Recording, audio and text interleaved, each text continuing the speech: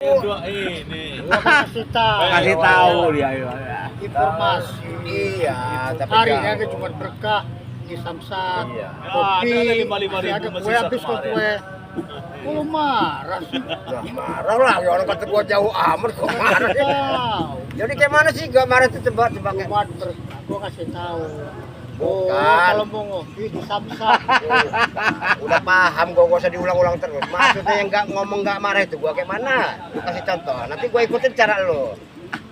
Bang, makasih bang informasinya. Begini. Oh, jadi kalau jauh amat tuh marah ya? Marah itu namanya. Masalahnya hitungan gua tuh Gua nggak bisa beli. Gua ada juga. enggak. Kan marah.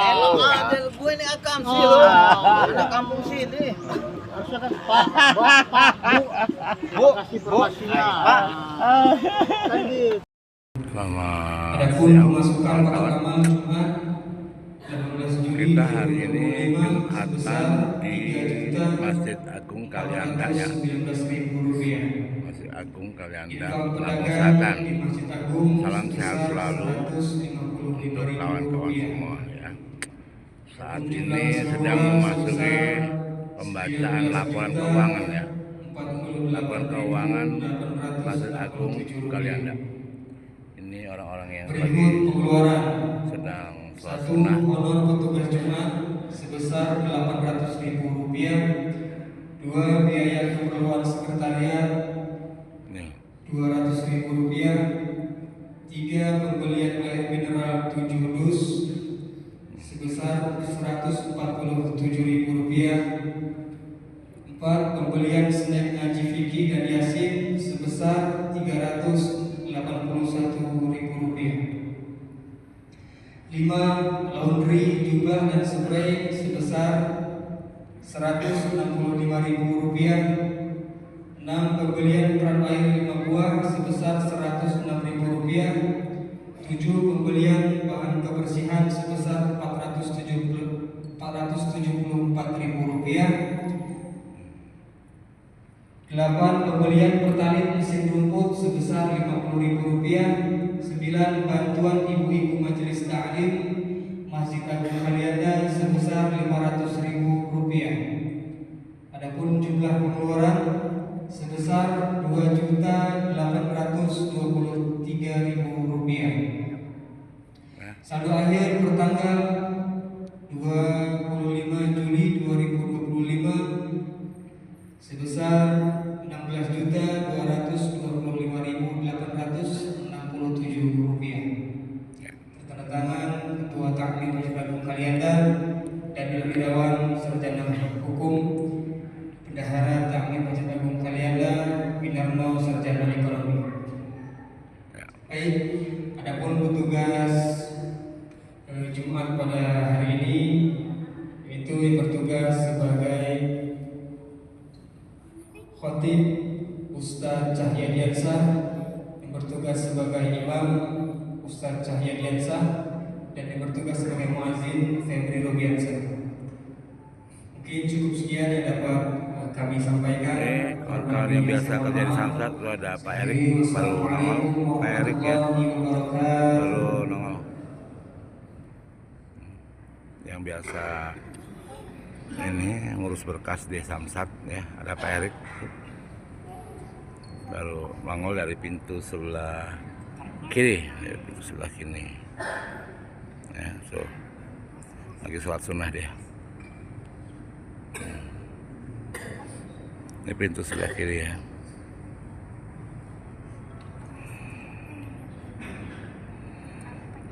Ya.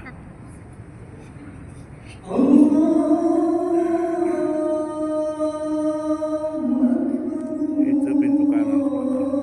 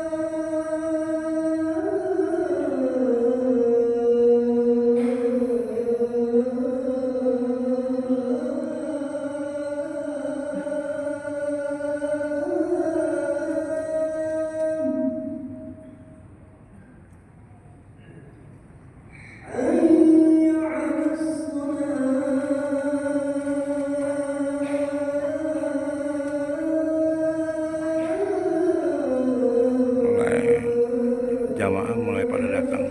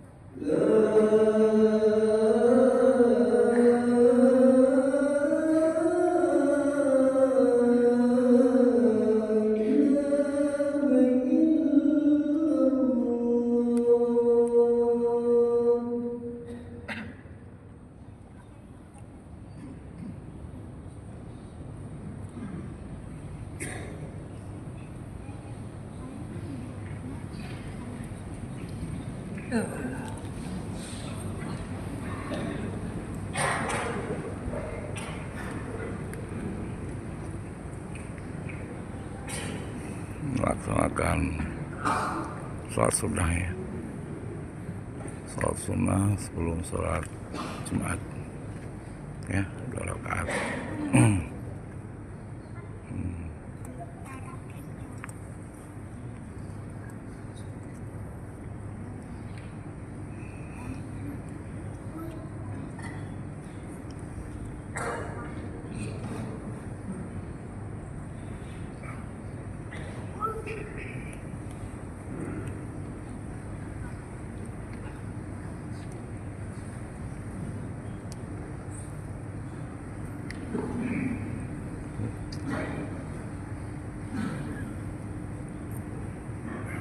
Rame, di belakang udah rame.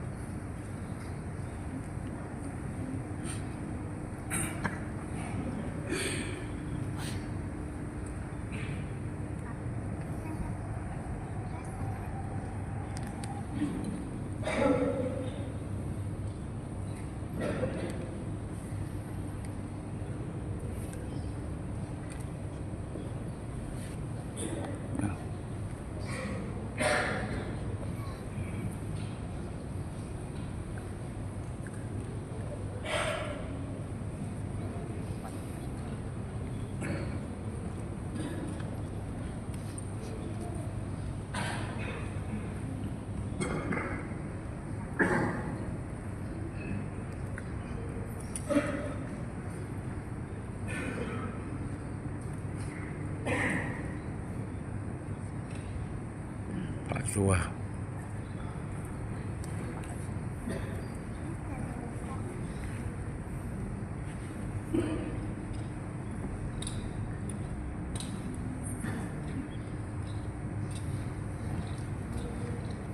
Pak Kumis, Pak Kumis, Pak Suah, Pak Kumis, Pak Suah.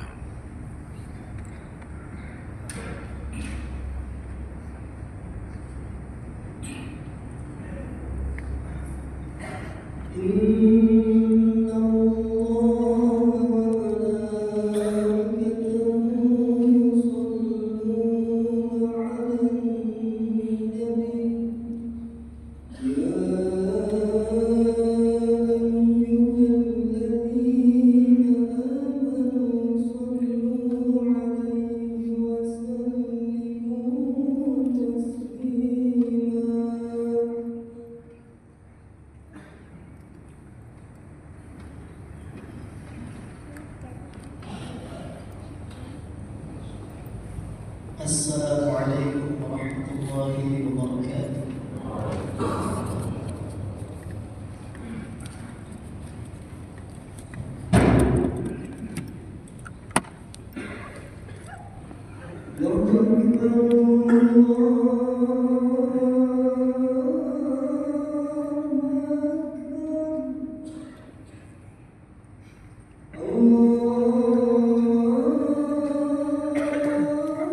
Ambrol, bro.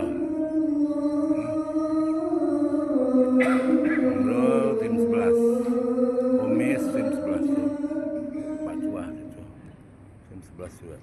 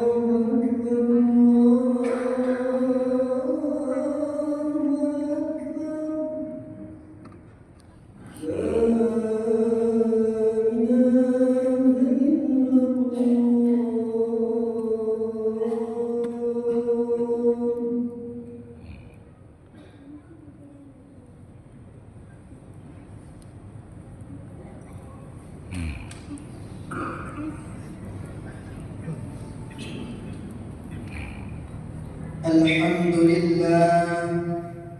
لله المستعان وعليه التكلان، وأشهد أن سيدنا محمدا عبده ورسوله أفضل ولد عدنان.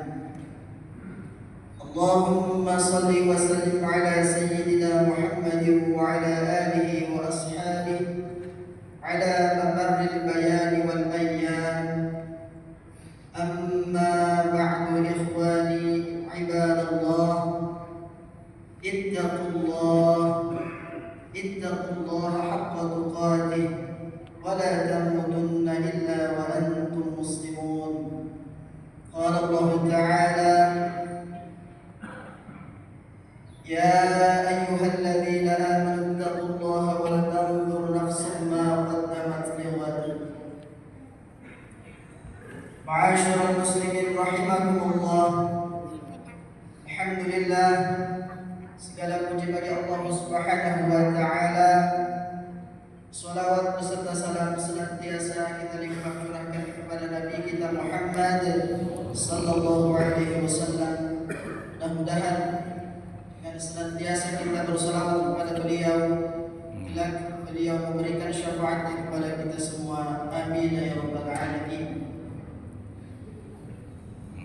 Awal khutbah yang penuh dengan barakah ini, khatib berwasiat kepada diri khatib pribadi dan umumnya kepada jamaah sekalian, marilah kita bersama-sama meningkatkan ketakwaan kita kepada Allah Subhanahu wa taala.